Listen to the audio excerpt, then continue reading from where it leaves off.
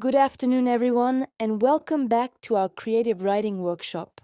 I'm delighted to see you here again, ready to take another step in mastering the craft of storytelling.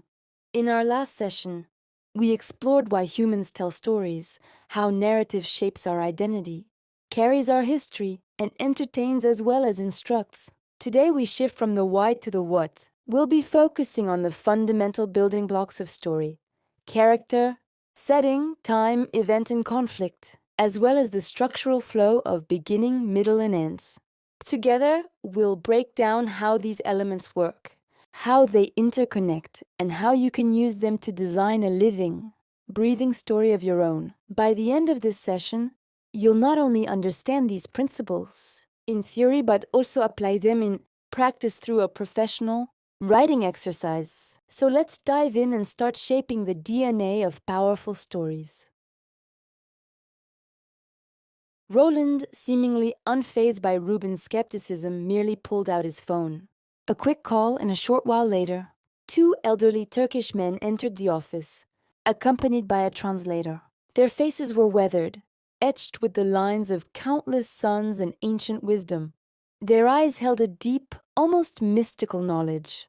"These gentlemen," Roland announced, gesturing towards them, "can assist us with the excavation. They are from the region where our treasure is believed to be hidden." The elder Turks, through their translator, spoke in hushed, serious tones, their voices raspy with age. "We can guide you to the site, and we can help with the digging," the translator relayed their words, his own expression turning solemn. "But you must understand the dangers that surround it. The land holds old spirits." Then the true dread entered the room, palpable and chilling.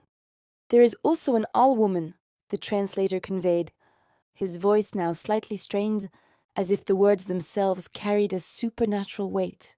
"She dwells in a ruined castle near the ancient graveyard that surrounds the treasure. Her skin is like withered parchment, drawn taut over sharp bones, and her eyes are larger than any human's, black and bottomless, filled with an ancient, burning malevolence." At this point, Maria, sensing the growing unease in the room, quickly interjected with a dismissive wave of her hand. "Oh, these are just local legends. Old wives' tales to keep people away from certain places. Every ancient site has them." She offered a confident, almost condescending smile, attempting to lighten the atmosphere. But one of the elderly Turks, his gaze fixed and unyielding, leaned forward slightly. "No, young woman," the translator relayed his firm words.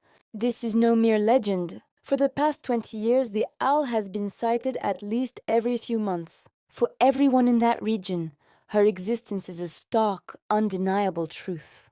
The other elder, his eyes widening with intensity, added through the translator, "Several people have seen her up close. The terror was so immense that they fell gravely ill, suffering violent convulsions. They became sick from sheer horror." The first elder, now with a strange excitement in his voice, continued, "She always wears a venomous snake around her neck, and she is always accompanied by several wild wolves, massive in size, who show absolutely no fear of humans." The second elder chimed in, "For 20 years, a profound dread has gripped the village whenever the owl prowled at night.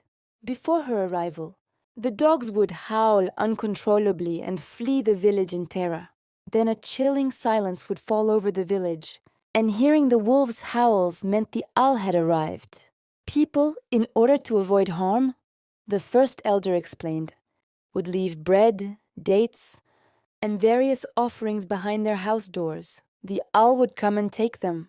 Some who dared to look," the other elder added, a flicker of dark memory in his eyes, "I would secretly glimpse her through cracks or from behind their curtains. Always she would walk through the town with those massive wolves. One night," the first elder recounted, his voice dropping to a hushed whisper, "when the owl came to the village, one of the villagers accidentally came face to face with her. The man collapsed on the spot, suffering a fatal heart attack. The forensic doctor," the second elder concluded grimly, "stated his death was from extreme fright. And after that man's burial, the owl never came to the village again. But the people still leave offerings for their dead in the graveyard. and at night, the owl comes and takes them.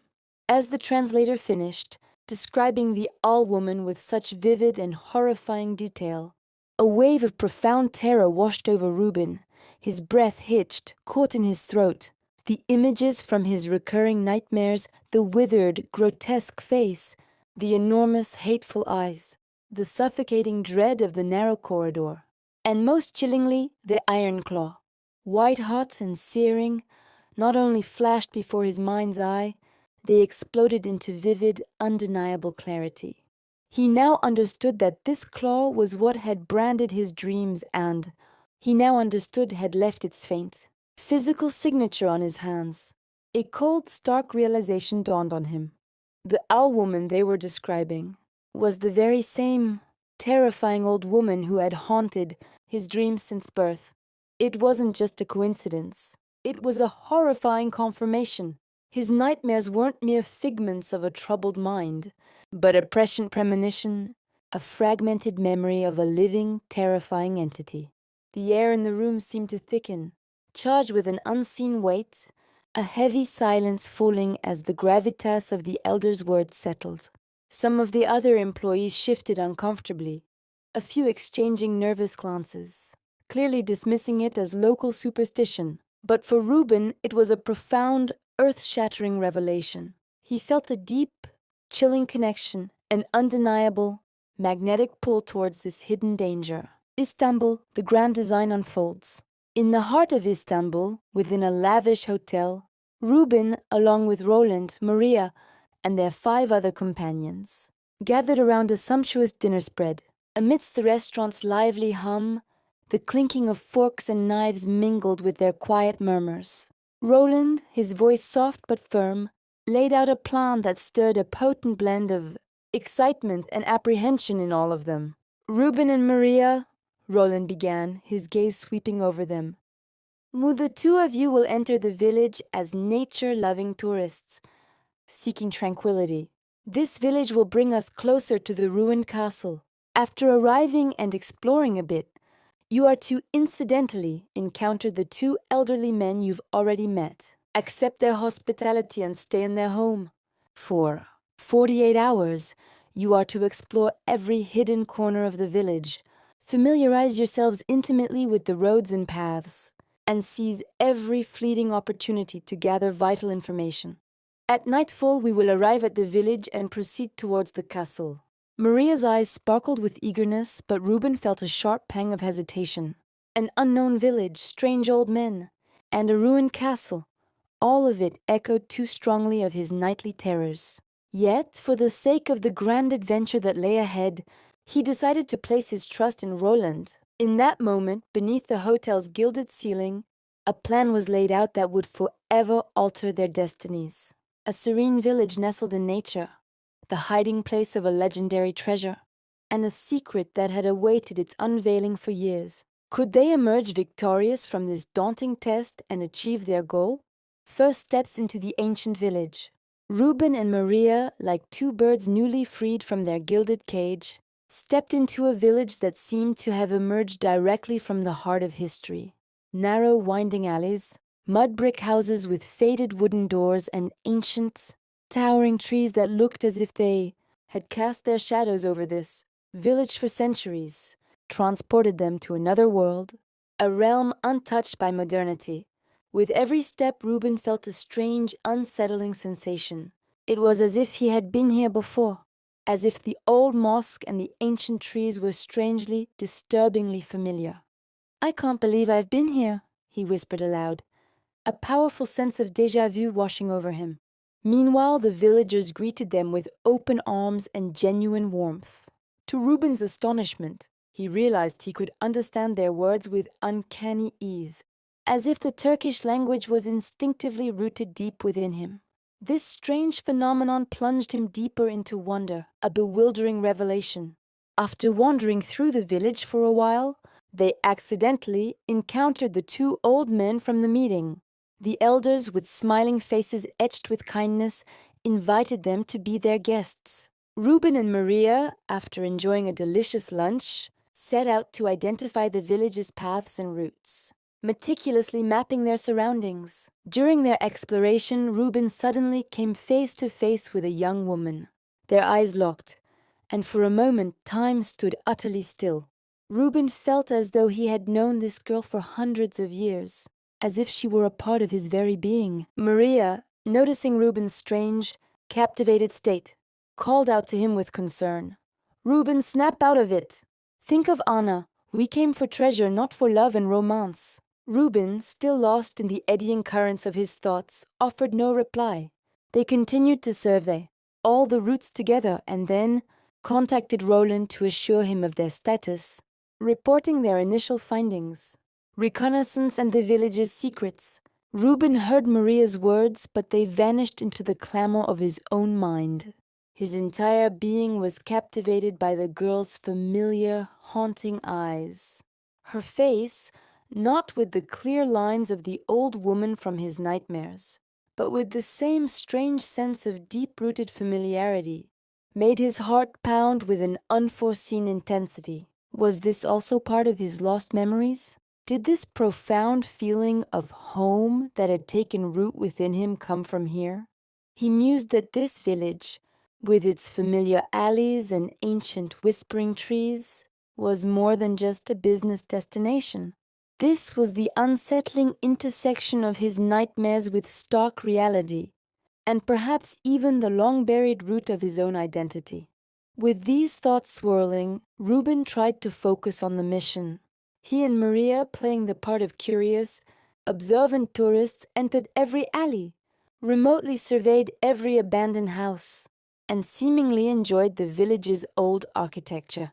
But their gazes were sharpened, searching for potential escape routes, hidden observation points, and subtle security weaknesses. Maria meticulously matched the mental map in her mind with the actual paths. She pointed towards the high, ruined walls of the castle in the distance and said, "The main path to the castle runs along this dirt road, but we can also use these shortcuts and hills for better cover if necessary." Rubin nodded. He walked towards the old village mosque, a mosque with low, ancient minarets and weathered bricks. The feeling of familiarity reached its crescendo there. He entered the mosque's courtyard, touched the old, cool flagstones, and murmured words under his breath that he didn't know where they came from. The same Turkish words he instinctively understood. It seemed this language was not just comprehensible but strangely, intrinsically natural to him, as if it had been dormant for years and was now reawakening, blooming within his consciousness. Throughout the day they examined all the village entrances, estimated the number of households, and meticulously observed the residents' movements. Rubin noticed that the older part of the village, leaning towards the hills and the castle, was almost deserted, with most of its houses in ruins. This area, he concluded, could serve as the best, most discreet entry point for the team at night. He glanced at his hands.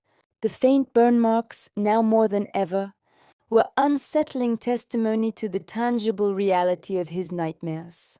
Here in this remote village, not only was a hidden treasure waiting, but also the long-lost pieces of his own life's enigmatic puzzle.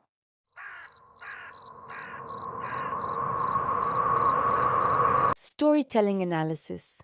Section 2. A Shared Secret in the Night.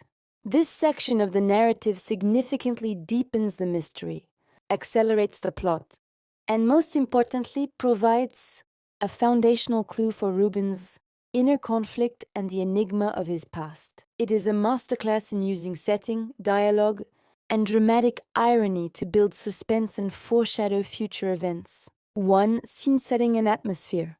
The initial setting establishes an atmosphere of mounting tension and intimacy despite the grand scale of their environment. Setting: Istanbul, a lavish hotel, sumptuous dinner. This setting is deliberately contrasted with the humble, ancient village and the horror of the nightmare Hague.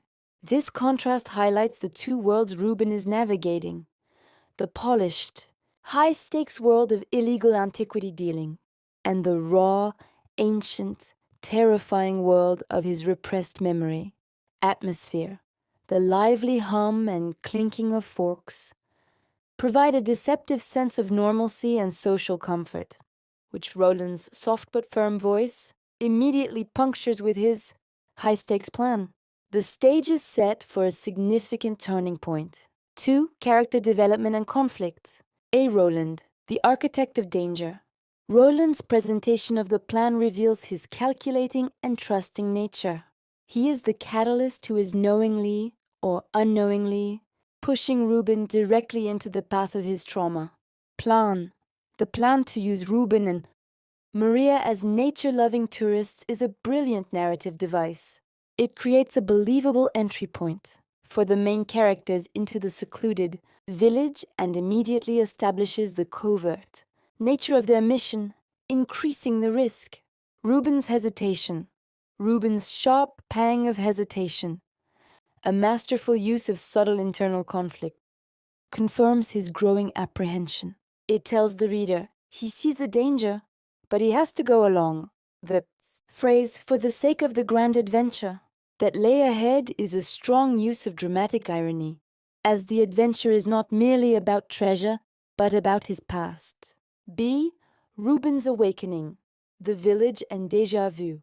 The entry into the village is the narrative's main emotional and psychological climax to this point. Sensory detail. The village is described with evocative details. Narrow, winding alleys, mud brick houses, ancient, towering trees. This creates a powerful sense of an ancient, timeless place, perfect for a forgotten history. The power of déjà vu, Rubin's feeling of "I can't believe I've been here." And the powerful sense of déjà vu is the narrative's central mechanism for revealing his past. This is a classic storytelling technique where the setting itself acts as a memory trigger. The Turkish language. The revelation that he understands the language with uncanny ease is the first concrete, undeniable proof that his connection to this place is more than psychological, it is cultural and historical. This is a massive shift from vague nightmares to a tangible connection. Connection to the region. C. The encounter with the young woman, foreshadowing. This short but potent interaction is a significant moment of foreshadowing and emotional depth, immediate connection. The description of their eyes, locking in Rubin, feeling as though he had known her for hundreds of years, introduces a new, intense layer of mystery. This isn't just about a past event. It might be about a past relationship or lineage. Maria's intervention, plot anchor. Maria's sharp reminder. Think of Anna, we came for treasure. Not for love and romance serves two critical functions. It is a reality check for Rubin and the reader, pulling the focus back to the mission. It creates a future emotional complication and foreshadows a potential conflict between his past, the village, the girl, and his present, Anna, the mission. 3. Plot mechanics, reconnaissance and confirmation. The latter half of this section effectively transitions from psychological drama to practical mission preparation. Focus on the mission. Despite his emotional turmoil, Rubin forces himself to focus. This shows his professional discipline. Their activities surveyed every abandoned house, potential escape routes, subtle security weaknesses, ground the fantasy elements, woman, nightmares, in a thrilling, realistic framework. The mosque as a nexus. The mosque courtyard becomes the ultimate confirmation point.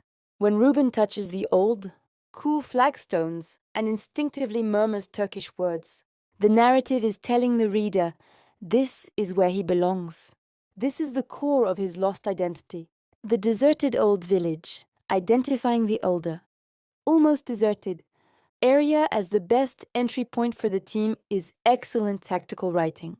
It provides a logical explanation for how the rest of the group will infiltrate, and it strategically places the action in the most atmospheric, ruined and likely haunted section of the village.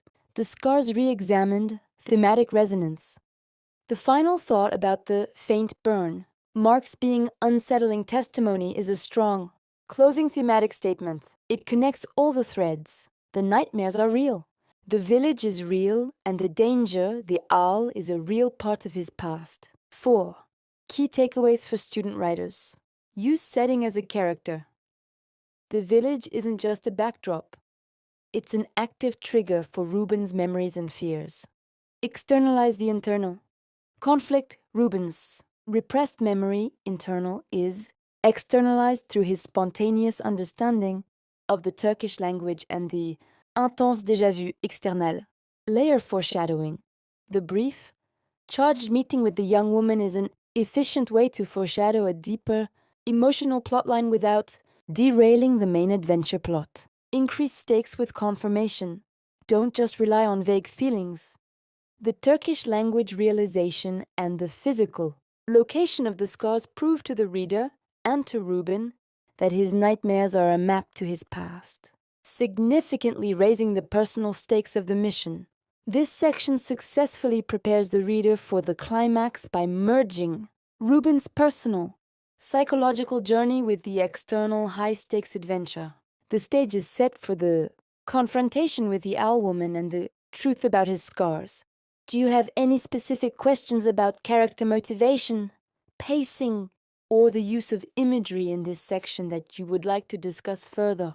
The following is a lesson plan based on the provided text, focusing on the core elements of storytelling for an advanced fiction writing class. Lesson 2. The foundational elements of storytelling. Good afternoon, class. Last session, we discussed the fundamental why of storytelling, its role in human history, identity, and its functions as entertainment and instruction. Today, we move from the philosophical to the practical, examining the essential building blocks of any compelling narrative.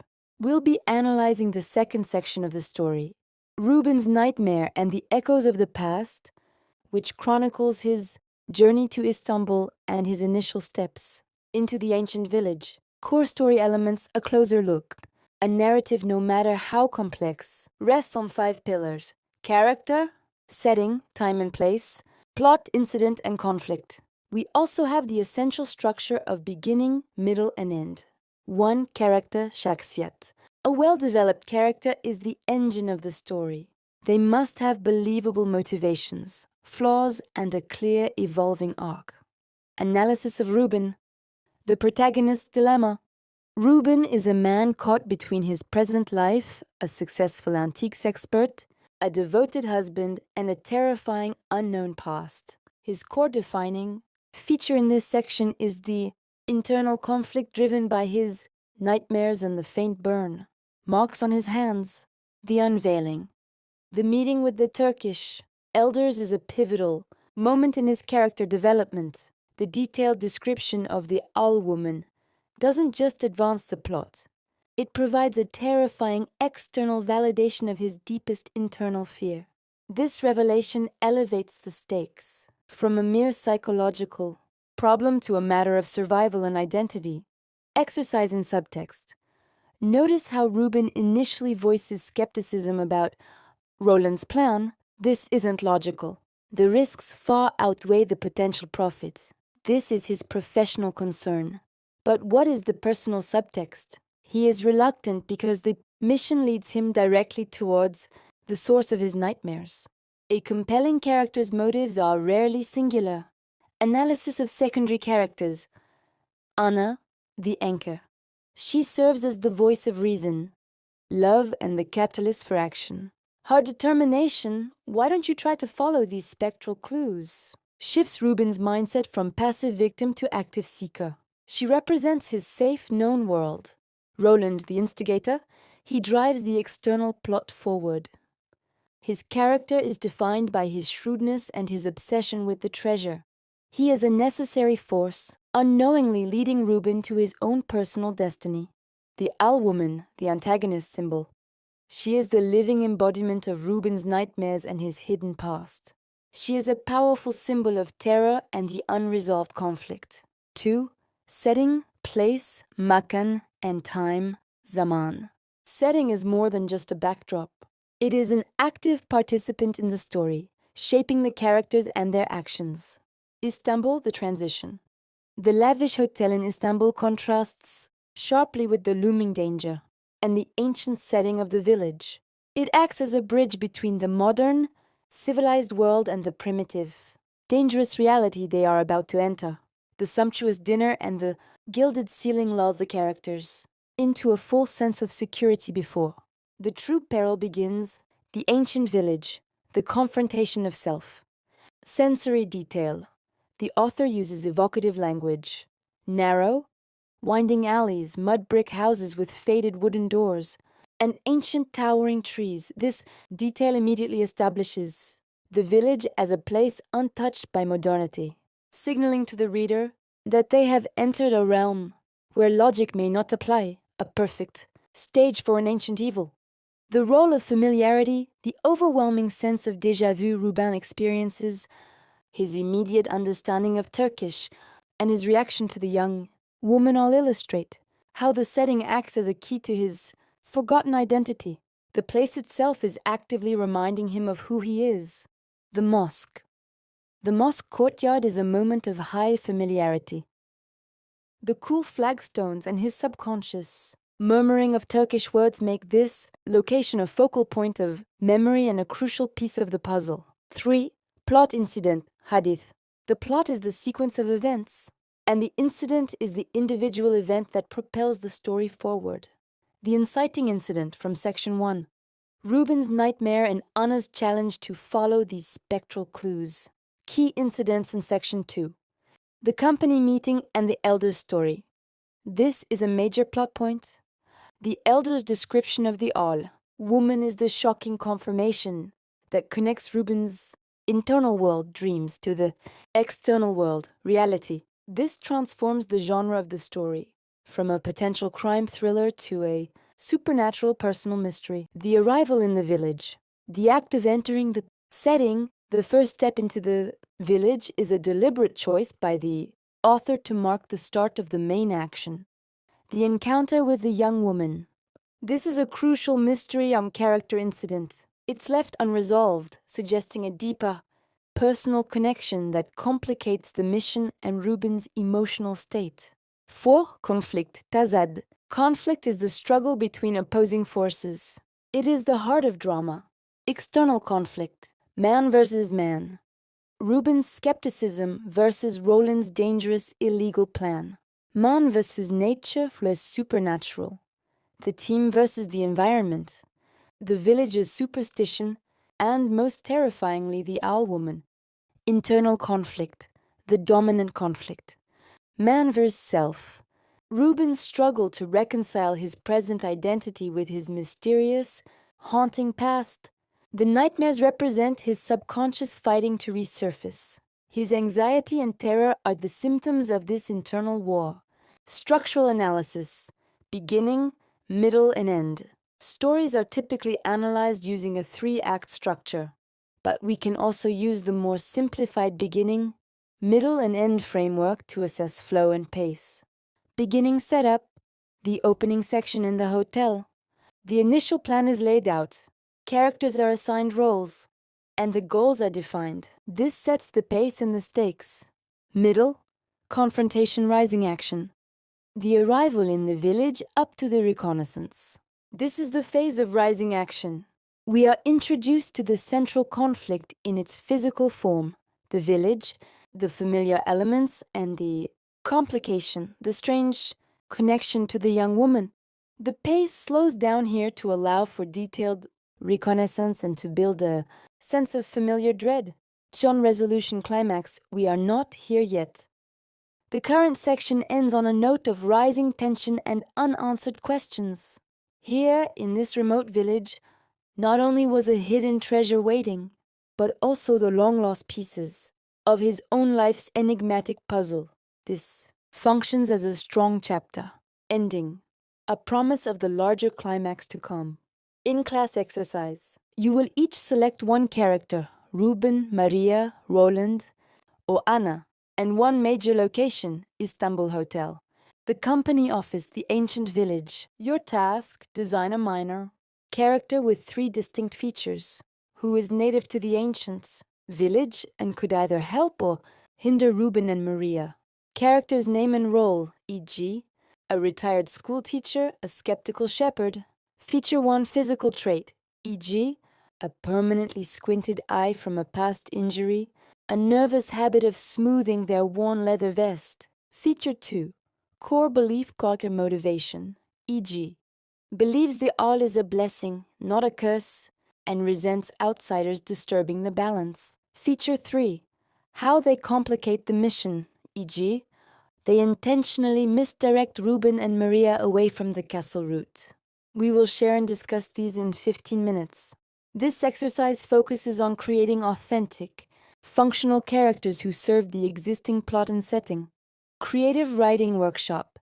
Exercises from The All Woman. 1. Atmosphere and Dread. Mastering the show, don't tell of terror. The elder's description of the owl woman and the village's reaction is highly effective in building dread. Exercise sensory saturation of fear. Analyze the source of fear. Identify the specific sensory details used to describe the owl and the events. Withered parchment skin, sharp bones, eyes larger than humans. Black and bottomless, ancient malevolence, venomous snake, massive wolves, dogs howling uncontrollably, chilling silence, people becoming sick from sheer horror, fatal heart attack from extreme fright. The task: rewrite the following short, straightforward statements, focusing on sensory details and avoiding the word fear or "you scared." Your goal is to convey the emotion purely through physical description and environmental details. Original statement: the villagers were afraid of the owl woman coming at night. Instructions: use at least one detail related to sound, e.g., the sound of the wind, the texture of a footstep. Use at least one detail related to sight, sock, or light, e.g., a candle flame, the quality of shadow. Use at least one detail related to sensation, as touch, e.g., the feel of the air, the coldness of a floor. Word count goal, 75, 125 words. 2. Character and conflict, belief versus skepticism. Maria and the elders represent two contrasting viewpoints: Western rationalism, skepticism versus local experience, superstition, or truth. Exercise, dialogue with subtext. Context: imagine the conversation happens again, but this time, Maria is speaking directly to the first elder without the translator. And she has to be polite because they are guests, but still dismissive. The elder, however, needs to convey his conviction without yelling. The task: write a short dialogue, 5-8 exchanges, between Maria and the first elder where Maria uses soft, diplomatic language, but her true, condescending belief, this is just a story, is clear to the reader. The elder uses simple, firm, undeniable statements where his true emotion, "you are dangerously mistaken," is clear.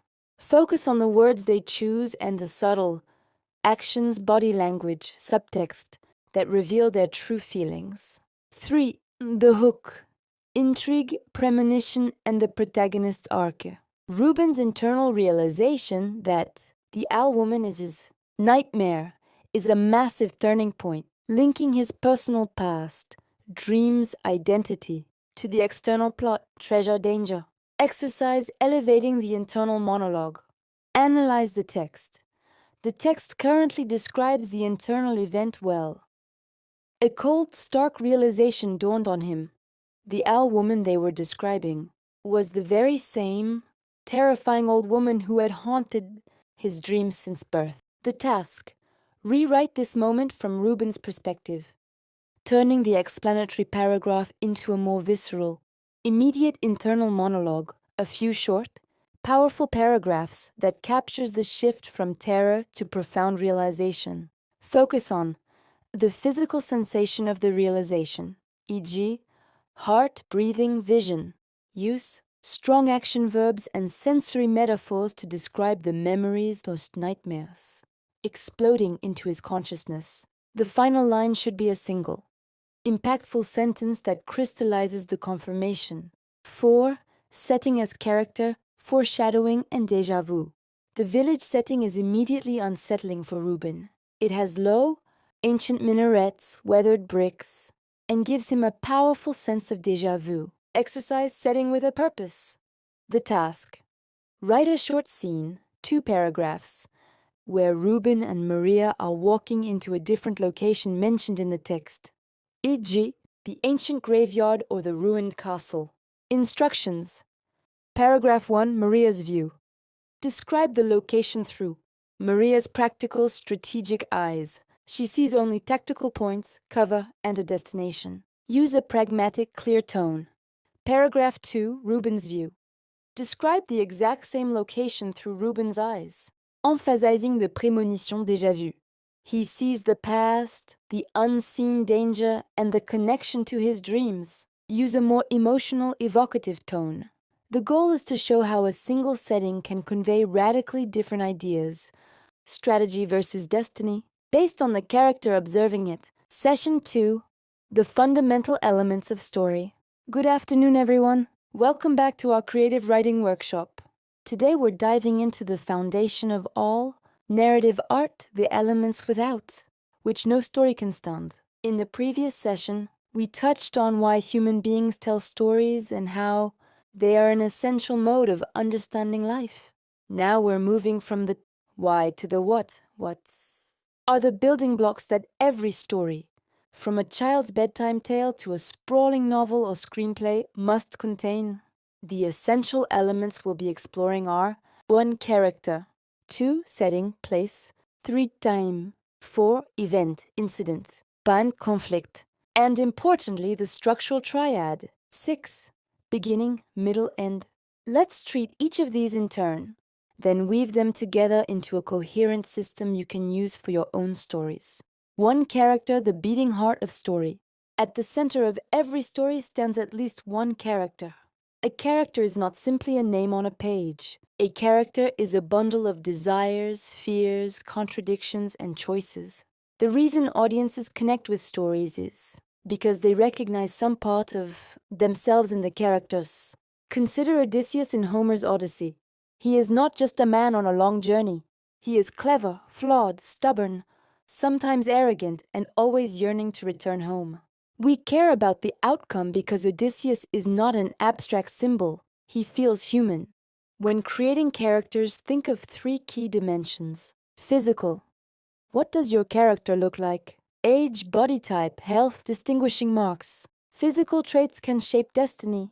A scar may hide a history. A disability may influence choices. Psychological. What do they want? What do they fear? How do they think? Do they rationalize, procrastinate, leap before looking? Social. What is their role in society? Are they rich or poor? A rebel or loyalist? Respected or despised? Characters also need contradictions. A purely kind or purely evil figure is dull. A miser who secretly gives to charity, a warrior afraid of the dark, these complexities invite curiosity. A practical method. Whenever you design a character, ask 2 questions. What do they want most? What are they most afraid of losing? The clash between desire and fear drives behavior and, by extension, story. 2. Setting, places character. A story without a setting is a ghost. The setting gives characters a stage on which to act. But more than that, it influences the story's mood and meaning. Think of the moors in Wuthering Heights, windy, desolate and violent, mirroring the passions of its characters. Or the futuristic city of Blade Runner, drenched in rain and neon, which embodies the theme of alienation. When considering setting, move beyond mere geography. Place is never neutral. Ask yourself, what is the physical environment? A cramped apartment, a battlefield, a spaceship orbiting Jupiter. What is the social environment? Who holds power? What are the customs? How does society judge behavior? What is the symbolic function of this place? Does the desert signify emptiness? Does the city symbolize opportunity or corruption? A well-chosen setting can amplify conflict and shape the narrative. Imagine 2 lovers. If their setting is a small conservative village, the stakes are very different from if they meet in a bustling, tolerant metropolis. 3. Time, the invisible dimension. Time in story is both literal and symbolic. On the literal level, What is the time period? Ancient Egypt? The roaring 1920s? A post-apocalyptic future? The era influences technology, speech, and possibilities. On the symbolic level, how is time experienced by the characters? Is the narrative compressed into one intense day, as in Ulysses, or does it stretch across decades, as in 100 Years of Solitude? Time also structures rhythm. Slow scenes of reflection create contrast with fast-paced sequences of action. As a writer, you manipulate time not only to reflect reality but to create emotional effect. Flashbacks, foreshadowing, non-linear sequences, all these are tools of temporal design. And do not forget the personal time of characters. A woman nearing middle age experiences time differently from a teenager discovering freedom. This subjective dimension of time enriches narrative depth. 4. Event. The spark of story. An event is more than something happening. It is something that changes the situation. Without change, there is no story, only description. Imagine a man sitting in a cafe. If he simply sips coffee, nothing begins. But if a stranger sits across from him and says, "I know your secret," the story ignites. Events must be significant to the characters. The death of a neighbor's cat may not matter unless that cat holds the key to a family curse. What qualifies as an event depends on context and on the stakes you've established. The first event, often called the inciting incident, disrupts stability. It asks the character to make a choice, consciously or unconsciously, and thus sets the plot in motion. Every event thereafter should either escalate tension or deepen understanding. Avoid random happenings. Events must be causally connected. 5. Conflict, the engine of drama. If character is the heart, conflict is the bloodstream. Without it, the story does not circulate. Conflict arises whenever a character's desire meets resistance. That resistance can come from other characters, from society, from nature, or from the character's own inner demons. There are several classic types. Person versus person, rivalries, battles, love triangles. Person versus society, the individual resisting cultural norms, laws, oppression. Person versus nature, survival stories, natural disasters, wilderness challenges. Person versus self, psychological struggle, guilt, temptation, indecision. Great stories often combine these. In Hamlet, the prince struggles against his uncle, person versus person, against the corruption of Denmark, person versus society, against fate and mortality, person versus nature, and against his own indecision, person versus self. Conflict creates questions. Will the character succeed? Fail? Change? Without these questions, readers drift away. 6. Beginning, middle, end, the ancient triad. Aristotle, in his Poetics, gave us this eternal principle. Every story must have a beginning, a middle, and an end. It sounds obvious, but the simplicity conceals depth. Beginning. Introduce the world, the characters, the ordinary situation. Then break it with the inciting incident. Middle, escalation. The character faces obstacles, allies, revelations. The tension rises until it reaches a crisis. End, resolution. The conflict reaches a climax. Choices are made and consequences are revealed. The ending does not always mean happy closure. It can be tragic, ambiguous, or ironic, but it must feel inevitable, given the chain of events and character choices. Think of story structure as a bridge. The beginning is the foundation on one side, the end is the foundation on the other, and the middle is the span that carries us across. If any part is weak, the entire bridge collapses. Interconnection. How the elements work together. Now let's consider how these elements combine. Character without conflict is static. Picture them as organs in a living body. Character is the heart. Conflict is the bloodstream. Setting is the skin and bones. Time is the breath. Events are the pulses. Beginning, middle, and end are the skeleton structure. Remove one and the organism falters. Practical application. Designing a character. To conclude today's session, I want to give you an exercise that synthesizes theory into practice. We'll start small with a single character and build outward. Exercise. Design a character with 3 defining traits. 1. Give them a physical trait that makes them memorable. This could be as simple as a limp or as subtle as unusually calm eyes. 2. Give them a psychological trait that shapes decisions. Perhaps they are overly cautious or perhaps reckless. 3. Give them a social trait that defines how the world sees them. Maybe they're a school teacher respected by the community, or a petty thief scorned by all. Now ask, what do they want? What do they fear? Place them in a specific setting. Introduce a disruptive event. Suddenly you have the seed of a story. For example, character. Ilara, a young woman with a crooked smile, physical. She has an insatiable curiosity about forbidden knowledge. Psychological. She is the daughter of a humble baker. Social. Desire. She wants to learn the truth about a mysterious, ancient book hidden in the monastery. Fear. She fears shaming her family or bringing danger upon them. Setting.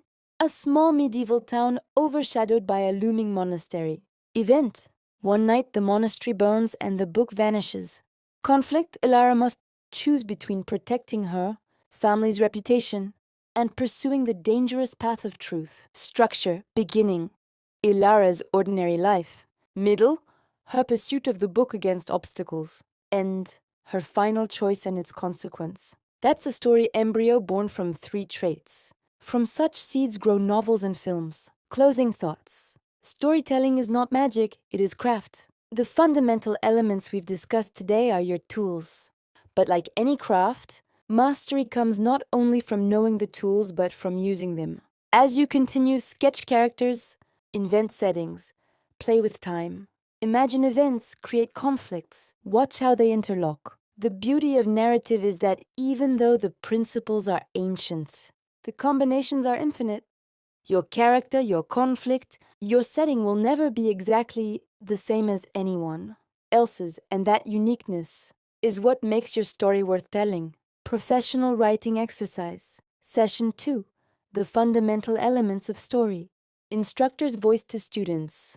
Today we move from theory into practice. You already know the 5 pillars of storytelling: character, setting, time, event, conflict, and the structural flow of beginning, middle, end. Now it's time to build your own creative material around them. This is not just a warm-up. It is a professional exercise that mirrors the actual work of novelists and screenwriters. Take it seriously, and you'll already have the seed of a story by the end. Step 1. Create your character. Design one central character. This character will be the anchor of your exercise. Give them 3 defining traits. 1. Physical trait, a distinctive feature of appearance or body. 2. Psychological trait, a core mindset, belief, fear, or flaw. 3. Social trait, their role or reputation in society. Example: physical, a scar across the cheek. Psychological, deeply superstitious. Social, a respected village elder. Step 2. Place them in a setting. Decide where this character exists. It could be a realistic environment, a high school in Berlin, a hospital in New York, or an imaginative one, a desert planet, a haunted castle. Remember, the setting must not be neutral. It should influence your character's behavior. Step 3. Anchor them in time. Choose when your story unfolds. Is it present day, historical, or futuristic? Is the timeline compressed into one night or spread across decades? The time period will determine language, technology, and social rules. Step 4. Trigger the event. Introduce one inciting incident, an event that changes everything. It must challenge your character and break their normal routine. Examples: a mysterious letter arrives, a storm destroys their home. They overhear a dangerous secret. Step 5. Define the conflict. Ask, what does my character want now, and what stands in the way? This resistance can be external, an enemy, law, natural disaster, or internal, doubt, fear, guilt. Conflict is the fuel of drama. Step 6. Sketch beginning, middle, end. Write a 3-sentence mini outline of how your story might unfold. Beginning. Show the character's ordinary life. Middle. The event disrupts balance, conflict escalates. End. Resolution. Success, failure, or transformation. Final task for students. Write one paragraph, 8 of 10 sentences that brings together your character with 3 traits, their setting and time, the triggering event, the central conflict, a sense of beginning, middle, end. Instructor's note: this paragraph is not a finished story. It is the DNA of a story, a blueprint. Think of it as planting a seed. Later sessions will teach you how to water it until it grows into a fully developed narrative. Closing. End of class. That brings us to the end of today's session. We've taken apart the core elements of narrative: character, setting, time, event, and conflict, and seen how they fit together inside the structure of beginning, middle, and end. More importantly, you've learned how to turn theory into practice by sketching the seed of a story. A character with 3 traits placed in a vivid setting, confronted with a triggering event and driven into conflict. Remember, every great novel, screenplay, or short story begins with these same basic parts. Master them, and you hold the keys to crafting stories that resonate.